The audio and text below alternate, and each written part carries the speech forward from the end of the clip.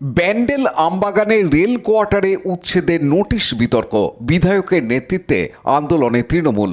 ব্যান্ডেল স্টেশনের কাছে আমবাগান এলাকায় রয়েছে রেলের কোয়ার্টার, সেখানে বসবাস করে অনেক পরিবার। একটি নোটিশ দেওয়া হয় সেই বাসিন্দাদের উদ্দেশ্য করে, 48 ঘন্টার মধ্যে রেল কোয়ার্টারে বসবাসকারীরা কোয়ার্টার খালি করুন, না হলে রেল কর্তৃপক্ষ আইনানুগ ব্যবস্থা গ্রহণ করবে। নিচে লেখা আছে আদেশানুসারে পূর্ব রেলওয়ে হাওড়া। আজ আমবাগানে সেই নোটিশের বিরোধিতা করেই সভা করে তৃণমূল, পরে মিছিল করে ইন্সপেক্টর অফ ওয়ার্কস এর অফিসে যায়। বিধায়ক অসিত মজুমদার এ প্রসঙ্গে জানান। এ প্রসঙ্গে বিজেপি হুগলি সাংগঠনিক জেলা সম্পাদক সুরেশ সাউ জানান। কোয়ার্টারের বাসিন্দা কৃষ্ণা মণ্ডল এ প্রসঙ্গে জানান। এই নোটিশটার কোনো বিজ্ঞপ্তি নাম্বার আছে? সরকারি কোনো বিজ্ঞপ্তি হলে তার নোটিফিকেশন থাকে, কোনো নোটিফিকেশন নেই।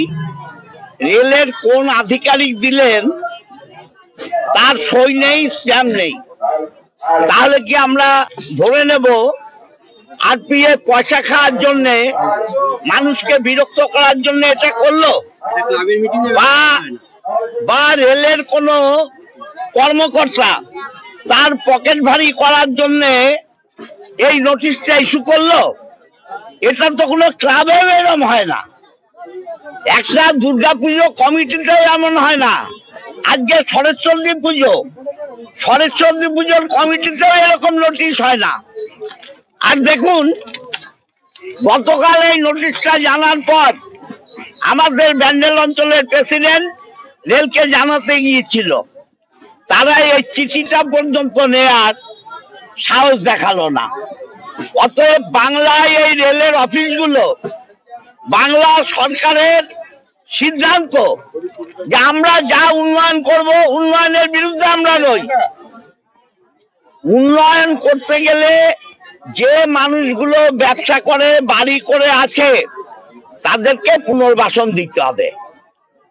বিরাট এলাকা রেলের, ব্যান্ডেলের কোন জায়গায় ওদের পুনর্বাসন দিক।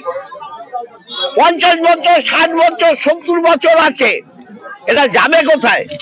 আর বিজ্ঞপ্তিটা দেখুন, এখানে বলছে 48 ঘন্টা। বাপের জমিদারি নাকি কেন্দ্রীয় সরকারের? 48 ঘন্টায় বাড়ি থেকে একটা কুকুর তাড়ানো যায় না, একটা বিড়াল তাড়ানো যায় না, আর মানুষকে বাড়ি ভেঙে তাড়িয়ে দেবে? মমতা ব্যানার্জি, অভিষেক ব্যানার্জি, তৃণমূল কংগ্রেস এই মানুষগুলোর পাশে আছে। যে লড়াই লড়তে হয় লড়বো। ভারতীয় জনতা পার্টির এবং সেই কেন্দ্রীয় সরকারের ক্ষমতা নেই এই মানুষগুলোকে পুনর্বাসন না দিয়ে উচ্ছেদ করে। আমরা স্বামী স্ত্রী আছি। কত পরিবার আছে?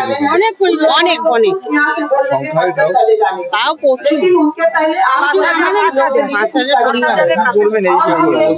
কি করবো স্যার, এখন রোজ দিন আসছে, ভালো করে খেতে পাচ্ছি না আমরা, রান্না ভাত ফেলে দিতে হচ্ছে। আসছে, এসে বলে কি সব বাইরে ফেলে দেবো, তোমাদেরকে মারবো, এরম করে করে এসে এসে বলে যাচ্ছে।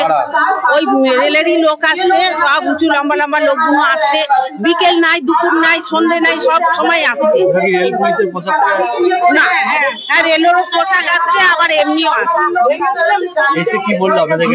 এসে বলছে 48 ঘন্টা টাইম দিচ্ছি, তোমরা না বেরোবে সবকে পুলিশ দাঁড় করাবো, জিনিস টান দিয়ে দিয়ে ফেলে দেবো, আর বেটা ছেলেকে ধরে ধরে নিয়ে চলে যাবো, গাড়িতে তুলবো, ধরে নিয়ে চলে যাবো।